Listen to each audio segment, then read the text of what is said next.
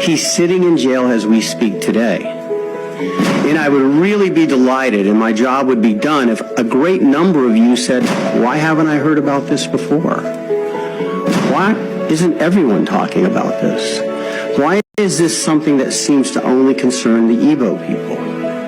Why don't we know about this injustice? Because I submit to you, there is no greater injustice right now on this planet than the continued unlawful incarceration of Nnamdi Kanu. Now, it's easy to say unlawful, and I'm a lawyer and I often say it. But in this case, we have not one, not two, but three separate panels, judicial panels, that have said his arrest, his rendition, and his continued incarceration are absolutely illegal. Not because it's not a good idea, not because we don't like it, not because he's the leader of our people or a leader of people that we favor. The Nigerian courts applying Nigerian law made that determination not once, but twice. You have two court judgments, it's so obvious, that said he must be released immediately, he must be returned to his place of citizenship, which is Britain, and he must be paid 1 billion naira, or 500,000 naira, depending on the court. The United Nations has looked at this case and determined that there are rampant, gross human rights violations, and they demand the immediate release. So Mazi Nnamdi Kanu represents, just as Nelson Mandela represented his people, Mazi Nnamdi Kanu represents over 50% more people, 42 million as opposed to 28 million. So how can we not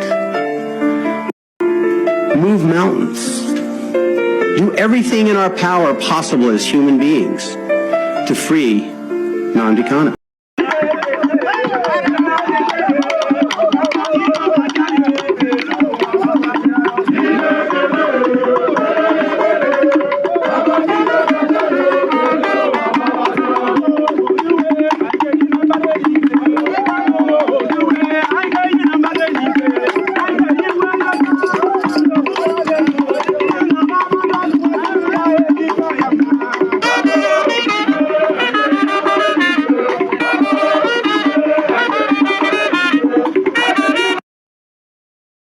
Alright guys, welcome to my channel. This is your boy again, Toby. How now they? Alright, so in today's update, there have been too many sayings about what's happening in Biafran land, what's happening with Simon Ekpa, what's happening with Nnamdi Kanu, and a whole lot. The killings, the buyings in Biafran circle. And I want you guys to pay attention and listen to these videos. One of the interesting things about this is that the the UN, has actually asked Nigeria with an ultimatum to release Nnamdi Kanu with a fine of 500 to 1 million US dollars. I'm going to play the video for you so that you see yourself. And just in case it's also the first time you're seeing this channel, please do as well to subscribe, like, and comment on the videos. There had been a lot happening in Biafran land, and which is not acceptable. The world is seeing what is going on. A prophet also has emerged that is informing the Biafran people that a prime minister stronger than what Nigerian could ever imagine is about to emerge. I want you guys to pay attention and watch this video to the very end. Alright, let's see the video. The Biafran for 2025. You know, I'm not part of the people who threaten the government. And let me let you know, people, the Biafran for 2025. You know, I'm not part of the people who threaten the government, who threaten the people concerning Biafra. I am only a messenger. I am not supporting Nigeria. I am not supporting Biafra. Messenger of God, so I am supporting God. I don't know how you will want to criticize me, but criticize me the way you like, but I am supporting the work of God, not any of this tribal issue and problem that we are having. So this is for the Biafra in 2025. The Lord is opening a map for me, and the Lord showed me a leader. Yeah, the Lord showed me a leader. God said this leader comes with this quality. The leader will talk more of saving his people than his people going to war. So this is it. That means the Biafra liberty is getting closer. So the Lord showed me this man, and he stood And he began to protect the Biafrans. He wasn't sending the Biafran an errand, no.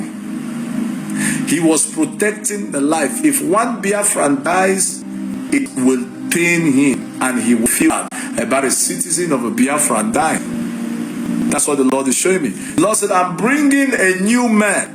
I don't know when that man is coming, 2025 or 2026. It's for we to pray and say, God, if this Biafra needs to come, quickly bring this man or woman, whoever it is.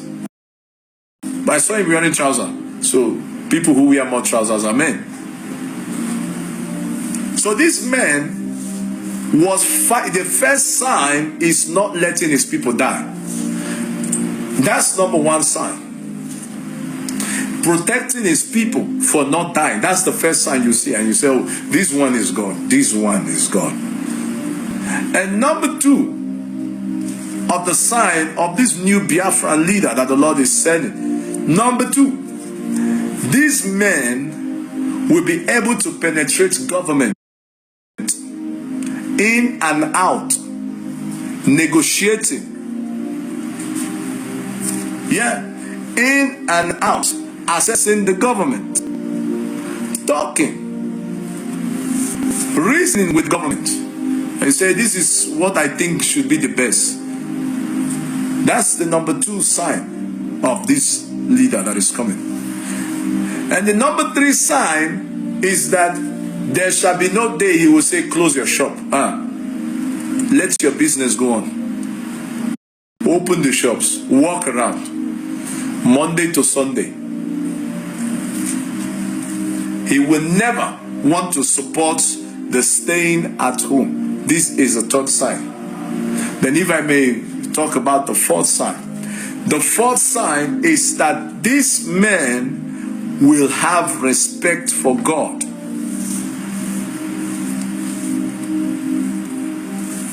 This new leader that the Lord is about to send, so I don't know if it's now, I don't know if it's tomorrow. The Lord said, this man, the fourth one, he has the fear of God. Is someone that will relate more with men of God. Is someone that will talk to different people, private.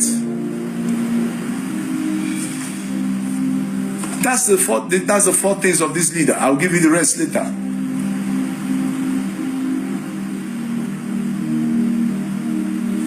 Are you getting what I'm saying? So this is what the Lord is talking about, the Biafra for 2025. He said, I will send thee a leader.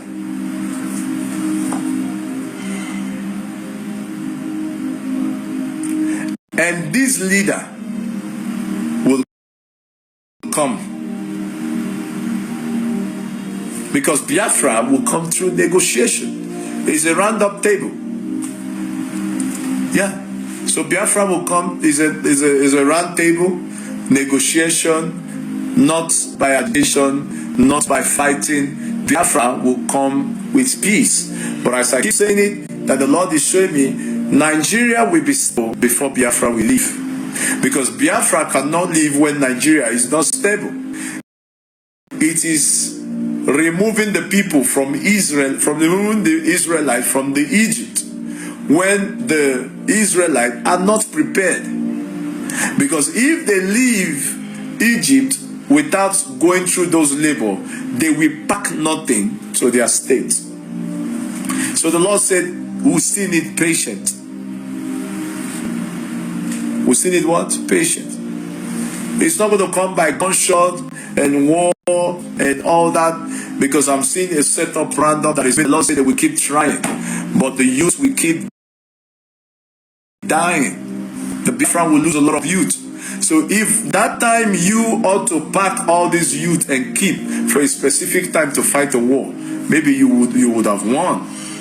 But keeping them separate for different wars, you kill them part by part, you're reducing your members. So the Lord is saying, I don't want the blood of people to be in so many people's hands. So the Lord said, I will bring Biafra with peace.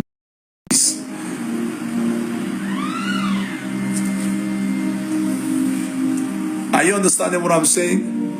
I will bring one with peace, not with the agitation. Are you getting what I'm saying? That's what the Lord is saying. Maybe you can come to insult me, you can bull, whatever it is. And there is something I'm also saying that is going on that have to do with threat of life. The Lord is saying that no matter how this equipment are being hidden into this country to fight, the innocent people will keep dying. Your real targets will not die. So we need to pray for this semi-war that they might want to strike in Nigeria. I won't tell you the people, but the Lord is saying. He said this strategy, these guns, this machine, these rockets that you have hidden, that you want to strike, the Lord is saying no. Your targets will not go. It is the innocent people that their lives will lose. That's what the Lord is saying. Who am I talking to? I didn't mention anybody. So whoever wants to cause this war and say we will finish them. No. It is the innocent people you will finish. Because the people that are in charge, you won't even get close to them. There are more weapons you have not seen with them than you that is showing off your own. The mistake you made was to show off your weapons. And they saw it. And they did theirs on the ground without letting the whole country know. So this war, you can't win it. It is the innocent people. That's what the Lord is saying. It is the youth. You are reducing the future of this fight. You will only go into your new paradise with old women, not with young people. The future cannot be bright. So the Lord said, let us pray for wisdom. Let's keep armor and go for dialogue.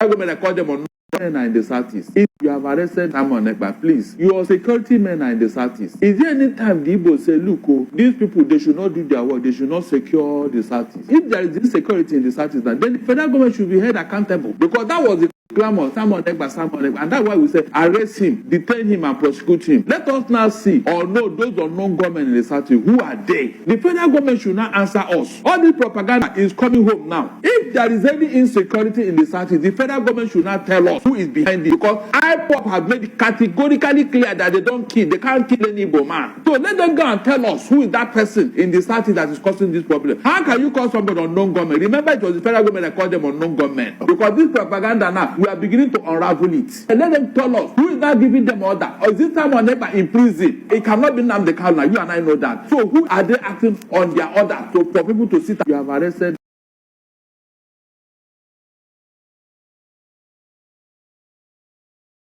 My people, this is the Federal High Court, Abuja. We are Nnamdi Kanu is facing, Nnamdi Kanu is facing trial. And Nnamdi Kanu applied that the judge should recuse herself because of bias. And since then, the judge ordered and rescued herself from handling the matter. So, and getting to 1 year now, one expected that the CJ of Federal High Court, as a matter of urgency, should have reassigned the case to another judge. But up to now, nothing has happened.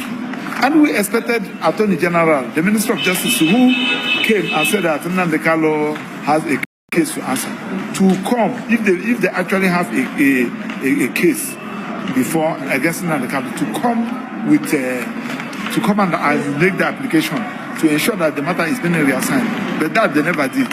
But on our own, we are the defense team. We have applied that the matter should be reassigned. And after seeing Nnamdi Kanu, I went to see him today. That is 8th day of January 2025. So he's hell and hearty and committed to his struggle. So I'm ready to face the trial. That one is on that.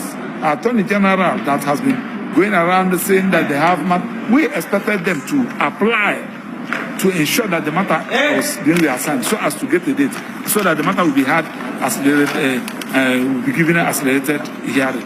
But now nothing has happened. So we have applied, believing that the CJ will reassign the matter. On the other hand, when I just came by, I've been in the Southeast for the past 2 weeks for Christmas and New Year celebration. I had some people asking what is the Ohaneze, the land that Ohaneze, the Igbo political leaders are not doing anything. Both the Igbo political leaders, the Igbo religious leaders, Igbo traditional leaders, they are not doing anything with respect to the Kalu's matter. Anybody who is believing that they are not doing anything. Okay, now they said that they are looking to go and visit President Bola Ahmed Tinubu. But the president went to the Southeast, where everybody, all the meaning members of the Southeast, the people of the Igbos, we expected the political leaders, the religious leaders, the traditional rulers to organize themselves and use that opportunity to present and make a demand, a firm demand from the president with a letter telling the president that the New Year gift you can give to the people of Southeast, the New Year gift you can give to the people of the Igbos is to unconditionally release Nnamdi Kanu and allow him to continue with his agitation. But that they never did. They went that place and praising the president, giving him title, praising him, even the ones that he never expected. I'm talking about eye-servicemen. I hear them saying, so these are the things so anybody who is saying I learned that I said that they are trying to secure appointment, get a date with the President Ahmed Bola Tinubu for them to come and pay him because visit. But he visited them. He was in Enugu. Everybody was watching them. They never did anything. They said that they are commissioning project. Project for who? The people of Southeast that are not happy, whose business has been destroyed as a result of sit at home, who are not happy because their son, who never committed anything, who is just a freedom fighter, is being incarcerated simply because he's from the Igbos. The criminals that are committed, obvious case everybody know, are busy moving around freely. So what are we talking about? So they know that they don't have any case against Nnamdi Kanu. That's why they are running away from trial. That's why they refuse to come and make sure that the matter is being reassigned. So it's rather unfortunate. So that's why the update we want to. So anybody, if you are Igbos, you know how to pray, you can pray. You know what you can do, just to ensure that Nnamdi Kanu regain his freedom and continue with his agitation for self-determination and for the government to address all those issues that marginalize the people of the Igbos. So that is why we are in court. We believe that now that Netanyahu has made an order recusing herself, that order is still subsisting. It is still in force. He has no the only authority that can set aside that order recusing herself is Court of Appeal and nothing more. I'll keep you posted. Thanks and God bless you. Maxwell Opera is my name. The Lego team has Nnamdi Kanu. My people, this is the Federal High Court, Abuja, where Nnamdi Kanu is facing trial. And Nnamdi Kanu applied that the judge should recuse herself because of bias. And since then,